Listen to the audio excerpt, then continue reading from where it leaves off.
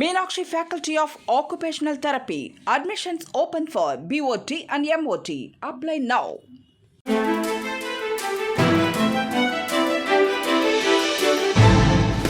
தட்டை, சீடை, முறுக்கு, ரிப்பன் போகடா, அதிரசம் என்ன வேணாலும் செய்யுங்க. ஒரே ஒரு 5 லிட்டர் இதய மந்த்ரா கடல் எண்ணெய் பேக் ஒரு மாசம் முழுசுக்கும் அத்தனை சமையல் முடிச்சு விடலாம். இதய மந்த்ரா.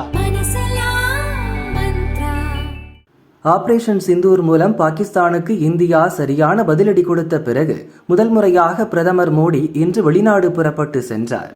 சைப்ரஸ், கனடா, குரோஷியா ஆகிய 3 நாடுகளில் இன்று முதல் 5 நாள் பயணம் மேற்கொள்கிறார்.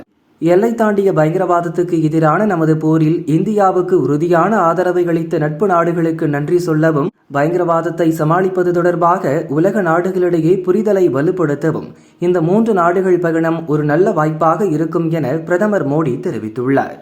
டெல்லியிலிருந்து கிளம்பிய பிரதமர் மோடி முதலில் சைப்ரஸ் செல்கிறார். தலைநகர் நிக்கோசியாவில் அந்நாட்டு அதிபர் நிக்கோஸ் கிறிஸ்டோடியூலட்ஸை சந்தித்து இரு நாட்டு உறவுகள் குறித்து பேச்சு நடத்துகிறார். அதிபர் நிக்கோஸ் அழைப்பின் பேரில் இன்றும் நாளையும் சைப்ரஸ் நாட்டுக்கு செல்கிறேன். மத்திய தரைக்கடல் பகுதி மற்றும் ஐரோப்பிய ஒன்றியத்தில் இந்தியாவின் நெருங்கிய நட்பு நாடு சைப்ரஸ். இரு நாடுகளிடையே உள்ள வரலாற்று சிறப்புமிக்க உறவை வலுப்படுத்தவும், வர்த்தகம், முதலீடு, பாதுகாப்பு, தொழில்நுட்பம் ஆகிய துறைகளில் இரு நாட்டு ஒத்துழைப்பை மேம்படுத்தவும் எனது சைப்ரஸ் பயணம் மிகப்பெரிய வாய்ப்பை வழங்கும் என பிரதமர் மோடி கூறினார். கடந்த 20 ஆண்டுகளில் சைப்ரஸ் செல்லும் முதல் இந்திய பிரதமர் மோடிதான் என்பது குறிப்பிடத்தக்கது. சைப்ரஸில் 2 நாள் பயணம் முடிந்ததும் 16, 17 ஆகிய தேதிகளில் கனடாவில் 2 நாள் பயணம் மேற்கொள்ளும் பிரதமர் மோடி கெனனாஸ்கிஸ் நகரில் நடக்கும் G7 உச்சி மாநாட்டில் பங்கேற்கிறார். America, Britain, Japan, France, Germany, Italy, Canada ஆகிய 7 நாடுகளை உள்ளடக்கியது G7 அமைப்பு. கனடா பிரதமர் மார்க் கார்னி அழைப்பின் பேரில் பிரதமர் மோடி G7 மாநாட்டில் பங்கேற்கிறார்.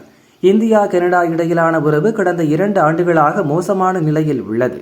காலிஸ்தான் பிரிவினைவாதி ஹர்தீப் சிங் நிஜார் கனடாவில் கொல்லப்பட்டதில் இந்தியாவுக்கு தொடர்பு இருப்பதாக முன்னாள் பிரதமர் ஜஸ்டின் ட்ரூடோ பகிரங்கமாக குற்றம் சாட்டினார். அதை இந்தியா திட்டவட்டமாக மறுத்தது. கனடா நம்பவில்லை. அதைத் தொடர்ந்து இந்தியா, கனடா தலைவர்கள் மாறி மாறி காரசாரமாக குற்றம் சாட்டிக் கொண்டனர்.